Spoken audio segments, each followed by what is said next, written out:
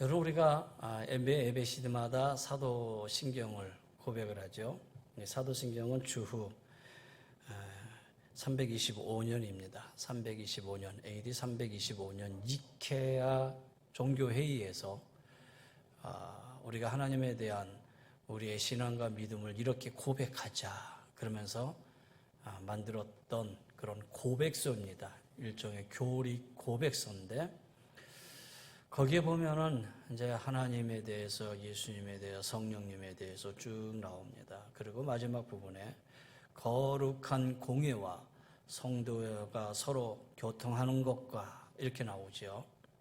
거룩한 공회와 성도가 서로 교통하는 것과 이 부분 속에서 교회가 무엇이냐라는 부분을 우리가 알 수 있게 돼요.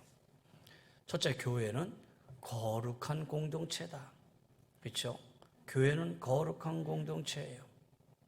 여러분, 왜 교회가 거룩합니까? 예수 그리스도가 교회의 머리가 되시고 그분이 우리의 몸이 되셨어요. 그분의 피로 우리는 용성을 받았고 하나님의 자녀가 됐어요. 그래서 우리는 하나님의 거룩한 자녀예요. 그 거룩한 자녀를 우리는 성도라고 얘기합니다. 사실 거룩이라는 말은 구별되었다라는 뜻이죠. 그러면 성도는 거룩한 사람이에요. 하나님 앞에 드려지기 위해서 구별된 사람이에요. 성전은 거룩한 집이에요. 하나님 앞에 드려지기 위해서 구별된 집이에요. 성일, 오늘 주일을 우리는 성일이라고 합니다. 과거의 권사님들, 장로님들은 다 성일이라고 그랬어요. 이 성일, 왜 성일입니까? 하나님께 예배드리기 위해서 구별된 날이에요. 여러분, 교회 안에 있는 하나하나의 모든 물건들을 우리는 성물이라고 합니다. 왜 그것이 성물이 됩니까? 하나님 앞에 드리기 위해서 구별된 물건들이에요. 그래서 하나님의 교회 성전 안에 있는 하나하나의 물건들을 우리는 소중히 여겨야 되고 귀히 다뤄야 된다는 거예요. 우리가 찬양대, 그러면 전에는 성가대 그랬어요. 하나님 앞에 찬양을 드리기 위해서 구별된 그런 모임이 성가대예요. 이처럼 이 성자가 바로 거룩할 성 아닙니까? 교회는 거룩한 곳이에요. 거룩한 공동체다라는 거예요. 그런데 사실 이런 거룩은 외적 거룩이죠. 보여주는 거룩이잖아요. 성도의 모습, 그 다음에 교회의 모습, 성물, 그 다음에 우리 성가대 다 보여주는 거룩이잖아요. 이 보여주는 외적인 거룩 못지않게 내적인 거룩이 있어야 돼요. 그래서 이 거룩한 마음을 가져야 돼요. 거룩한 생각을 가져야 되고 거룩한 감정을 가져야 돼요. 그걸 외적으로 거룩하게 나타내줘야지만 진실한 거룩이 되는 거예요.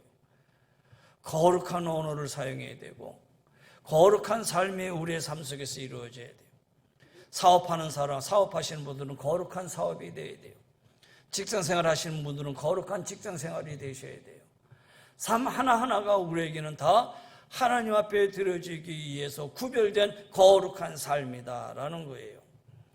교회가, 공동체가, 우리 믿음의 성도들의 공동체에서 이 거룩을 잃어버리면 어떻게 되겠어요? 세상과 구별되지 않으면 어떻게 되겠어요?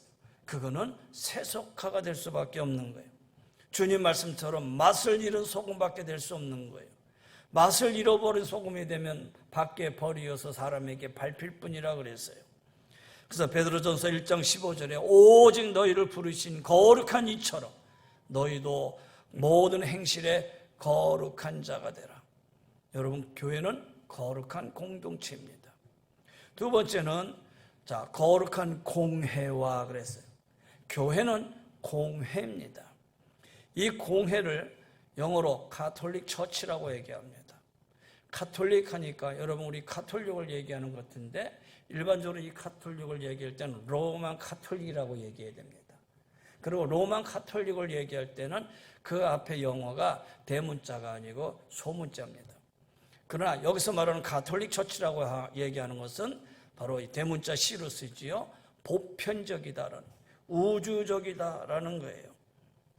바로 공회는 보편적인 교회고 우주적인 교회라는 거예요. 이 말은 다섯 말로 얘기하면 모든 교회는 하나의 교회다. 과거와 현재와 미래 모든 교회는 본질적으로 한 교회다라는 거예요. 왜 그래요? 말씀드린 것처럼 교회의 머리가 예수 그리스도고 그 몸은 바로 예수님 자신이기 때문이라는 거예요. 그래서 고린도전서 12장에 이렇게 얘기합니다. 우리가 유대인이나 헬라인이나 종이나 자유인이나 다 한 성령으로 세례를 받아 한 몸이 되었고 또한 한 성령을 마시게 하셨느니라 그랬어요.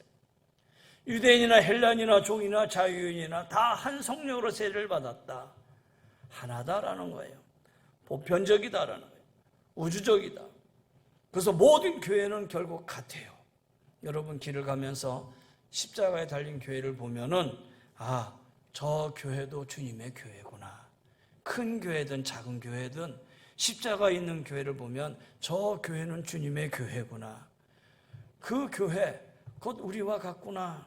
그렇게 생각하시면서 교회를 위해서 축복하고 기도해 줘야 돼요. 물론 여기서 이단은 제외입니다. 이단은 교회라고 말할 수가 없는 것이죠. 교회는 이처럼 공회 공동체입니다. 그리고 마지막에 하나, 서로 교통하는 것과 그랬어요. 이 교통하는 것, 이 교통, 바울이 마지막 편지 사우 바울의 서신의 마지막은 축복으로 끝나지요.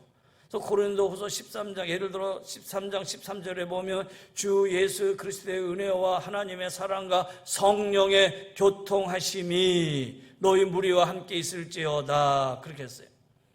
여기서 이 교통이라는 말은 헬라어로 코이노니아예요. 코이노니아. 다른 말로 얘기하면은 교제라는 거예요. 그러니까 거룩한 공예가 한 몸을 이루려면은 성도가 서로 잘 교통해야 돼요. 성도가 서로 잘 교제해야 돼요. 먼저 우선은 머리이신 예수님과 잘 교통해야 돼요. 그래서 우리는 하나님 앞에 예배를 드리죠. 이 예배 안에 찬양이 있고 기도가 있고 예물이 있고 주님과 깊은 교통을 나누는 거예요. 오늘 이 예배가 주님과의 교통이 이루어지는 시간이에요. 그 다음에 주님과 교통이 이루어지고 나면 그 다음에는 성도들 안에서의 교통이 이루어져야 돼요. 이 코이노니아, 교제가 잘 이루어져야 된다는 거예요. 왜 그럽니까? 교회는 한 몸인 지체이기 때문이에요. 그리스도의 몸에 각자 우리 성도들이 다 지체이기 때문에 이 지체끼리 서로 교통이 이루어져야 된다는 거예요. 여러분 몸의 지체가 서로 따로 놀면 되겠어요? 그럼 몸에 장애가 생겨요. 서로 고통을 줘요. 몸의 지체가 서로 잘 협력을 해야 건강한 몸이 되는 거예요. 그리고 서로 기쁨이 되는 거예요. 내가 배가 고파요. 그러면 배가 고픈 대로 이 발이 움직여줘야 되지요. 음식 있는 곳으로 움직여줘야 돼요. 그럼 음식 있는 곳으로 가고 나서는 이 손이 어떻게 돼요? 이 음식을 먹을 수 있게끔 움직여줘야 된다는 거예요. 그래야지만이 몸에 힘이 생겨요. 그런데 배고파 하는데 발이 움직여주질 않아. 그럼 어떻게 하겠어요? 또 발이 움직여서 갔는데 손이 안 움직여줘. 그러면 그 음식을 어떻게 먹겠냐라는 거예요. 그래서 이 교통은 정말 중요해요. 성도 간의 이 교제는 정말 중요한 교회의 모습이 되어야 돼요. 그래서 교회는 교제 공동체다. 그래서 저는 오늘 세 번째 교회의 이 교제 공동체에 관해서 말씀을 드리려고 그래요. 그럼 이 코이노냐가 가장 잘 이루어진 교회는 어떤 교회였는가? 예루살렘 교회였어요. 여러분이 잘 아는 오늘 본문의 말씀이에요. 오늘 본문의 말씀을 보면은 오순절 성령의 사건하고 베드로의 오순절 설교에 이어서 이제 믿음의 사람들이 급팽창하는 그런 시기예요. 믿음의 사람들이 급팽창하면서 막 불어나는 그 시기에 바로 이 예루살렘, 이 교회 초대교회의 이 모습이 과연 어떤 삶을 살았는지 압축해서 우리에게 보여주는 아주 중요한 증거가 되는 말씀이에요. 보세요. 사람마다 두려워하는데 사도들을 말미암아 기사와 표적이 많이 나타나니 기적이 일어나는 교회예요. 그 다음에 믿는 사람이 다 함께 있어 모든 물건을 서로 통용하고 재산과 소유를 팔아 각 사람의 필요에 따라 나눠주고, 정말 사랑이 넘치는 교회예요. 그리고 46절에 날마다 마음을 같이하여 성전에 모이기를 힘쓰고 집에 쓸 떡을 떼며 기쁨과 순전한 마음으로 음식을 먹고, 그들이 모여서 먼저 최선을 다해서 예배하는 교회라는 거예요. 최선을 다해서 예배하는 교회, 그리고 나누고 교제하는 교회. 그 다음에 40절에 하나님을 찬미하며 온 백성에게 칭송을 받으니 주께서 구원받은 사람을 날마다 더하게 하시니라. 구원받은 사람이 넘치는 교회. 여러분, 정말 우리가 바라는 이상적인 교회의 모습이 이 43절과 47절 안에 다 들어있어요. 오늘 목회자가 바라는 교회의 교회상이 이 안에 다 들어있잖아요. 날마다 표적과 기적이 일어나는 교회. 그래서 성도들이 오늘 교회 올 때마다 치유를 받고 회복되어질 수 있는 교회. 그리고 이 안에 들어와서 서로 나누고 서로 베풀고 섬기고 사랑이 넘치는 교회. 그리고 모여서 하나님 앞에 예배하는 교회, 최선을 다하는 교회. 그리고 모여서 떡을 떼고 서로 나누고 하는 그런 교제가 있는 교회. 그러니 날마다 구원의 사람들이 많아지고 성장하고 부흥되는 교회. 여러분, 정말 이상적인 교회 아닙니까? 그래서 혁신학자들이 초대교회 이후에 초대교회가 없다 이렇게 말할 정도로, 초대교회는 이상을 바라고 있지만 그때 이후로 우리가 이상하는 것만큼 그렇게 이루어지기는 어려운 그런 교회의 모습이에요. 저는 이런 아름다운 교회의 모습 속에서 오늘 46절의 말씀만 보려고 그래요. 46절의 말씀, 날마다 마음을 같이하여 성전에 모이기를 힘쓰고 집에서 떡을 떼며 기쁨과 순전한 마음으로 음식을 먹고. 여기 초대교회에서 행한 두 가지 중요한 말씀이 있어요. 46절을 보면 첫째는 날마다 마음을 같이하여 성전에 모이기를 힘쓰고, 이게 첫 번째예요. 그러니까 성전에 모여서 뭐 했다고요? 예배했다. 그리고 두 번째는 집에서 떡을 떼며 기쁨과 순전한 마음으로 음식을 먹고, 식탁교제예요.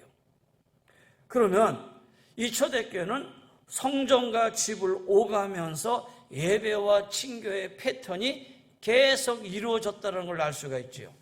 그러면 여기 성전에 날마다 모이기를 힘쓰고 할 때 여러분 이 부분을 잘 이해하셔야 돼요. 성전 예배를 한번 볼게요. 날마다 마음을 같이하여 성전에 모이기를 힘쓰고, 우리는 이 부분을 보면서 거 봐라, 우리 날마다 성전에 모여야 됩니다 라고 얘기하죠. 그런데 보세요, 그때 당시에 성전이 예루살렘 성전이에요. 이때는 성전이 파괴되기 이전이니까 이 예루살렘 성전이 오늘 우리가 말하는 이런 성전이겠어요? 이 예루살렘 성전은 한마디로 율법이 집약되어 있는, 전통이 집약되어 있는 그런 교회가 예루살렘 성전이에요. 성전이에요. 여기 보면 성전에 그랬잖아요. 그러니까 예루살렘 성전은 유대교의 율법이 집약되어 있고 유대교의 전통이 다 한 곳으로 모여 있는 그런 총체적으로 집약되어 있는 곳이 예루살렘 성전이에요. 그러면 유대인들은 이 예루살렘 성전에 올라가는 데 있어서 그들은 전통적이고 그 다음에 율법적이니까 올라가지만, 그리스도인들은 이 성전에 올라가는 게 어떻겠어요? 여러분 그 부분을 생각 안 해봤지요? 그리스도인들이 성전에 올라간다는 건 한마디로 표현하면 호랑이 굴에 들어가는 거와 같아요. 그것이 호랑이 굴과 같다라는 거예요. 그러나 호랑이를 잡기 위해서는 호랑이 굴로 들어가야 되잖아요. 그것도 하루 이틀도 아니고 날마다 성전에 갔다라는 거예요. 그럼 왜 성전에 그들이 날마다 갔지요? 그런 유대교의 본체인 성전이지만 예수님은 그 성전을 가리켜서 뭐라고 얘기했느냐? 성전은 만민이 하나님께 기도하는 집이다, 이렇게 얘기했어요. 주님께서 그럼에도 이 성전은 만민이 하나님께 기도하는 집이야. 그러니 이 그리스도인들은 유대교의 본사인 이 성전임에도 불구하고 기도하기 위해서 예루살렘 성전에 계속 올라간 거예요. 날마다 올라간 거예요. 그리고 그곳에서 예배를 드려요. 유대교적 예배겠죠. 그리고 그곳에서 하나님 앞에 기도해요. 그리고 그 다음에 그곳에서 행할 수 없기에 그 다음에 집에서 떡을 떼며 두 번째는 어디로 간 거예요? 집으로 간 거예요. 집으로 간 거예요. 아마 성도들 중에서 그리스도인들 중에서 제일 큰 집으로 갔겠죠. 제일 큰 집으로 가가지고 그 교회, 그것이 가정교회가 된 거죠. 가정교회가 되고 그게 오늘날 교회 모습으로 발전해 가게 된 거죠. 전에 이 성전에는 언제 올라갔겠어요? 오늘날처럼 주일날 올라갔겠어요? 아니에요.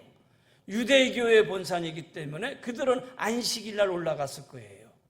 안식일날 올라가서 하나님 앞에 성전에서 예배 드리고 그 다음에 기도하고 그 다음에 집으로 오는 날은 언제예요? 안식 후 첫날이에요. 그들은 안식 후 첫날에 집으로 와가지고 가정교회예요. 성도들의 가정교회에 모여가지고 떡을 떼는 거예요. 음식을 나누는 거예요.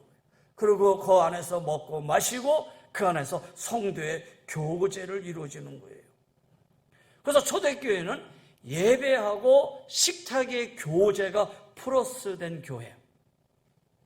예배하고 식탁의 교제가 같이 이루어지니 어떻게 됐어요? 교회가 부흥했더라라는 거예요. 그러니까 교회의 부흥이 뭐야? 예배와 식탁의 교제가 이 두 개 하나가 되는 것에 밀접한 관계가 있다라는 사실을 우리가 알 수 있는 것이죠. 교회는 그만큼 식탁 교제가 중요해요. 물론 그러기 위해서는 제일 먼저 머리 대신 하나님 앞에, 주님 앞에 우리가 온전히 예배하는 것이죠. 그러면 예수님도 이 식탁 교제를 어떻게 하셨는가 한번 보세요. 예수님 그 당시에 죄인들과 함께 어울리면서 식탁을 나누셨어요. 삭개를 만나고 나서는 오늘 밤 네 집에 유하리라 그랬어요. 그랬더니 그 옆에 있던 사람들이 뭐라고 하냐면 그 모습이 아주 못마땅해가지고 예수님을 향해서 먹기를 탐하고 포도주를 즐기는 사람이다. 저는 세리와 죄인의 친구로다 그랬어요. 예수님을 향해서 먹고 마시기를 즐기는 사람이래요. 주님은 그만큼 그들의 눈에 비치도록 세리와 죄인들의 집에 들어가서 같이 교제를 나눴다라는 거예요. 식탁에 교제를 했다라는 거예요. 뿐만 아니라 오병이어의 기적. 여러분 상상해 보세요. 우리는 오병의 이적이라고 얘기하자면 또 다른 말로 얘기하면 푸른 풀밭 위의 식사 이렇게 얘기할 수도 있지 않겠어요? 한 소년이 보리떡 5개와 물고기 2마리를 가져와서 주님이 자 앉아라. 아니면 저녁에 뒤에는 넘어가니까 주님이 야 이거 저녁에 늦게 가니까 안 되겠다. 오늘 말씀을 한 30분만 줄이자. 한 2시간만 줄이자. 그리고 저녁이 되고 야 이제 다 집에 가거라. 그러지 않으셨어요. 오히려 다 앉히고 그 다음에 물고기 2마리와 보리떡 5덩이를 가지고 떼어주고 놀라운 일이 일어나죠. 떼어줘도 줄지를 안 해요. 그 떡을 다 먹는 데 있어서 남자만 5천 명이었더라. 여러분 광야 그 위에서 이루어진 이 놀라운 식탁의 교제, 이거 정말 놀라운 일 아니겠어요? 예수님이 체포되기 전 바로 제자들과 함께 나눈 최후의 만찬 이렇게 얘기하잖아요. 마지막까지 제자들과 식탁 교제를 나누면서 그 안에서 의미 있는 대화를 하셔요. 예수님의 식탁 교제는 예수님의 십자가 죽음 이후 부활 이후에도 계속 일어나요. 부활하신 예수님, 그러나 아직도 제자들은 예수님의 죽음 앞에 실망을 해서 엠마오로 향해 내려가는데 거기에 주님이 함께 동행해요. 엠마오로 내려가는 그 제자들과 함께 동행하면서 그들과 함께 저녁 식사를 먹고 그 다음에 떡을 떼었고 그렇게 하니까 나중에 그들의 눈이 밝아져서 예수님을 알아보게 되었어요. 요한복음 21장에 보면 예수님의 부활 소식을 듣고도 갈릴리로 내려가서 고기잡이를 하던 7명의 제자들이 있었어요. 그때 주님이 찾아오셔요. 밤새도록 고기를 잡는데도 고기를 잡지 못하고 있으니까 예수님 말씀하시죠. 그러지 말고 그물을 배 오른편에 던져라. 그리하면 잡으리라. 순종을 했더니 물고기가 잡히는데 153마리가 잡히잖아요. 예수님이 그들이 아침에 올라오는 걸 보고 친히 아침 조반을 준비하셔요. 그리고 호숫가에서 떡과 생선을 나누면서 아침 식탁 교제가 이루어져요. 그 교제를 통해서 베드로를 사명자로 회복시켜줘요. 말씀을 전하는 사명자로 베드로를 다시 회복시켜주는 거예요. 여러분, 공동체가 나누는 식탁 교제가 정말 중요해요. 그럼 신약에만 있느냐? 아니에요. 구약에도 보면, 구약의 출애굽기 24장에 보면 이런 말씀이 있어요. 24장 9절 말씀 띄워주니까 보세요. 모세와 아론과 나답과 아비후와 이스라엘 장로 70인이 올라가서 이스라엘 하나님을 보니 그의 발 아래는 청옥을 편 듯하고 하늘같이 청명하더라.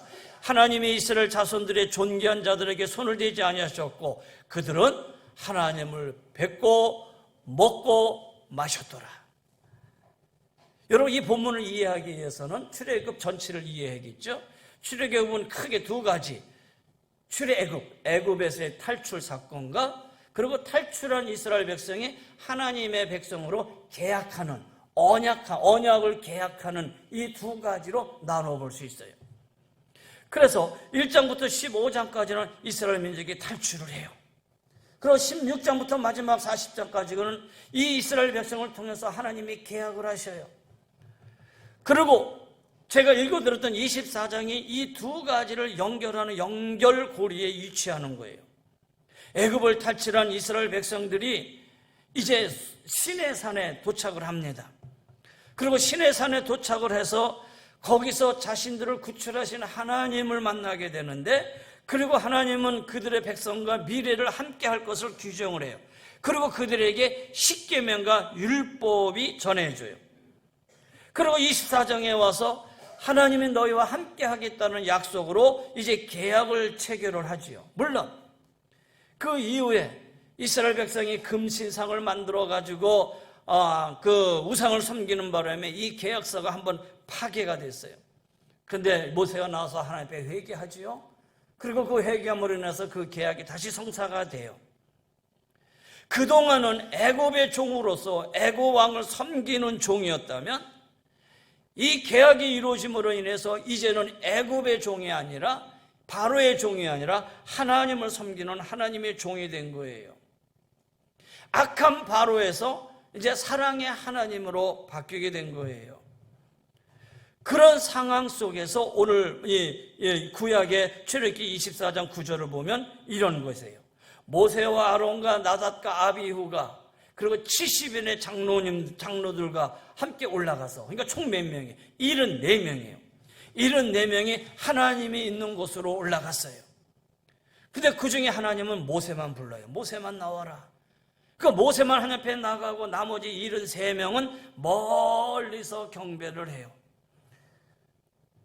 그런데 언약을 체결한 후에는 74명 모두가 다 하나님을 뵐 수 있도록 기회를 제공을 해요. 그거는 그 이전에 번제와 화목제를 하나님 앞에 드리지요. 그리고 그 피로 뿌림을 받았어요. 신약적인 의미로 얘기하면은 예수님의 보혈로 정결함을 다 잊고 난 다음에 그들이 하나님을 배울 수 있는 그런 모습이 된 거예요. 거기 10절에 이렇게 얘기해요. 이스라엘의 하나님을 보니, 그랬어요. 그의 발 아래에는 청옥을 편 듯하고 하늘같이 청명하더라. 공동번역 성경은 이렇게 얘기합니다. 그들은 거기서 하나님, 이스라엘의 하나님을 배웠다. 그가 딛고 계시는 곳은 마치 사파이어를 깔아놓은 것 같았는데 그 맑기가 하늘빛 같았다. 그러면 그들은 하나님을 배웠다고 했는데 하나님 고개를 들어서 하나님을 뵌 게 아니라 그가 밟고 있는 서 계시는 곳이 마치 청옥이 편 것 같다, 사파이가 편 것 같다라는 말은 엎드려가지고 감히 고개를 들지 못하고 하나님의 발밑을 보고 있는 거예요. 하나님의 발밑을 겨우 보고 그래도 하나님을 본 거예요. 핏부림을 받고 번제와 화목제를 통해서 제사함을 받고 나가서도 겨우 하나님의 발밑을 본 거예요. 하나님은 영이시기 때문에 사실은 하나님의 모습은 없죠. 그러나 하나님을 본 자는 반드시 죽으리라 그랬어요. 그러면 저들이 본 것은 하나님의 이미지 형상을 본 거예요. 환상을 보게 된 거지요. 하나님의 발밑을 가만히 보고, 그러면서 그 다음에 보면은 하나님의 그럼에도 그들에게 손을 대지 않았다. 존귀한 자로 여겼다. 이 말은 뭐냐? 그들이 하나님을 뵀지만 하나님의 그들을 멸하지 않았다. 그러고 나서 그 다음에 그가 하나님을 뵙고 먹고 마셨더라. 하나님을 뵀어요. 그리고 그 다음에 행한 일은 그 앞에서 먹고 마셨다. 식탁교제를 했다라는 거예요. 그럼 이 식탁교제를 통해서 하나님과의 온전한 관계가 회복이 되어지고, 그리고 지금 이 사람들과 백성들과의 사회가 관계가 아름답게 형성되었다라는 거예요. 여러분, 공동체든 개인이든 식탁교제를 나누는 건 정말 중요하죠. 사실 믿는 자든 안 믿는 자든 서로의 이 관계 속에서 아름다운 친한 관계를 이루기 위해서는 서로 이 식탁교제를 나누는 것만큼 좋은 건 없는 것이죠. 여러분, 좋은 음식 하나면 어디든 행복한 식탁이 되고, 사랑은 누구나 요리하게 되죠. 가족의 추억은 무엇으로 남죠? 우리 어머님이 이걸 잘 만들어 주셨는데, 여러분, 가족의 추억은 어머님이 만들어 주신 그 음식으로 남잖아요. 어떤 식재료를 판매하는 어떠한 사람이 식재료를 판매하면서 그 위에다 이런 글을 썼다 그래요. 가장 쉽게 행복을 누릴 수 있는 곳은 식탁이다. 오늘 놓친 끼니는 돌아오지 않는다. 여러분, 출애굽한 공동체도 식탁교제도 중요하게 여겼고, 초대교회 예루살렘 공동체에도 식탁교제도 아주 중요하게 여겼어요. 오늘 현대교회에 오면서도 여전히 이 식탁교제의 중요함은 더 이상 말할 수가 없는 것이죠. 그러나 우리가 이 식탁교제를 얘기하기 전에 반드시 전제해야 될 것이 있죠. 그건 하나님과의 교제가 완전히 이루어져야 돼요. 그래서 우리가 하나님 앞에 예배를 드리는 거예요. 구역인들이 모여가지고 만나자마자 권사님 잘 있었어요, 뭐 잘 지내셨어요 하면서 먼저 식탁교제 이루어지는 거 아니잖아요. 차를 한 잔 마셔도, 커피를 한 잔 마시고 간식을 나누어도 모여서 하나님 앞에 먼저 예배하고 기도하고, 그러고 나서 간식도 나누고 티타임도 갖고 하잖아요. 여러분, 하나님과의 교제와 더불어서 서로 간에 성도들 안에서 이루어지는 이 식교제는 정말 중요한 것 중에 하나다라는 거예요. 자, 코로나가 2년 동안 지나오면서 어느덧 이 식탁교제를 잃어버렸어요. 식탁교제를 잃어버렸어요. 예배를 마치면 가시기가 그냥 휙 가버리고, 지금도 뭐 밖에 나가서는 다 먹고 마시고 지내면서 교회 안에서 혹 먹고 마시다 무슨 일이 혹 있을까라는 그런 염려 속에서 아직도 많은 교회들이 사실 이 식탁교제가 아직 회복되지 못하고 있는 것만은 사실이에요. 정부에서 못하게 했던 것도 있었고, 그러다 이제 5월 말쯤 정도 풀어지기 시작을 해서 이제 조금씩 그게 시작되어지는, 그러다 아마 교회적으로 보면, 전체적으로 보면 아직 한 10%도 회복되지 않는 그러한 모습인 것 같아요. 그러면 교회는 2년 동안 이런 식탁교제를 하지 못하면서 그럼 어떻게 했느냐? 그동안 여러분 보시다시피 공사 많이 이루어졌죠. 내부적인 공사를 많이 했어요. 뭐 2층에 교육관 공사도 쭉 이루어졌고요. 또 1층에 이 내부적인 공사도 이루어졌고요. 그 다음에 2층에 휴게실 공사도 이제 얼마 전에 다 만들었고요. 그 다음에 3층에 성가대실도 그렇고요. 어느 정도 내부적인 공사가 어느 정도 다 이루어졌어요. 그러면서 바라기는 그 이전에 불편한 가운데도 우리의 식탁교제가 이루어졌는데, 이제는 어느 정도 갖춰진 상황 속에서 3층과 2층을 막 오가면서 성도가 서로 만나서 교제하고 나누는 이런 모습들이 잘 이루어졌으면 얼마나 좋을까라는 그런 마음도, 그런 생각도 해보게 되지요. 그런데 이전에 전제할 게 있지요. 우리는 그동안 식탁의 교제를 위해서 헌신하고 봉사하고 애썼던 그 많은 성도님들, 구역장, 구역강사님들, 권사님들, 사실 그들의 고마움을 잘 몰랐어요. 그냥 구역으로 돌아가면서 하는 거니까 당연한 것으로만 알고 있었고, 그렇게 하는 것이 그냥 그렇게 하는 것이다라고만 알고 있었지요. 근데 끊어지고 나서 보니까는 그들의 헌신과 노고와 수고로움이 결코 작지 않았다라는 거예요. 적지 않았다. 해던 것을 계속 끊이지 않고 이어지는 거는 그 안에서 계속 순환적으로 이루어지지만, 그것이 끊어지고 다시 시작하기에는 참 쉽지 않은 그런 상황 속에 놓여 있는 것이죠. 저는 목회자로서 여러분에게 그 이전의 헌신과 봉사를 강요하고 싶지는 않습니다. 그러나 그 이전에 수고했던 우리 많은 구역장, 구역강사님들, 권사님들 그 수고와 그 애씀을 다시 한번 기억하게 됐습니다. 식탁의 교제가 반드시 회복되어져야 되는 것만은 사실입니다. 그러나 회복되어지는 데 있어서 그 모습은 여러 가지 방법의 모습도 있겠지만, 정말 식탁의 교제의 중요성을 알고 자발적인 헌신과 자발적인 봉사와 하나님 앞에서의 순종하는 마음과 모든 성도를 사랑하는 마음으로 시작을 해야 될 것입니다. 이렇게 선언되지 아니하고 그 이전처럼 그냥 강요된 순종, 어쩔 수 없이 해야 되어지는 것만을 가지고 시작을 한다면 그거 역시 오래 가지 못할 거예요. 사랑하는 성도 여러분, 지금 우리 교회 공동체에 바로 이 사랑의 교제, 식탁의 교제가 그게 언제 회복될지는 모르지만 반드시 회복은 되어야 됩니다.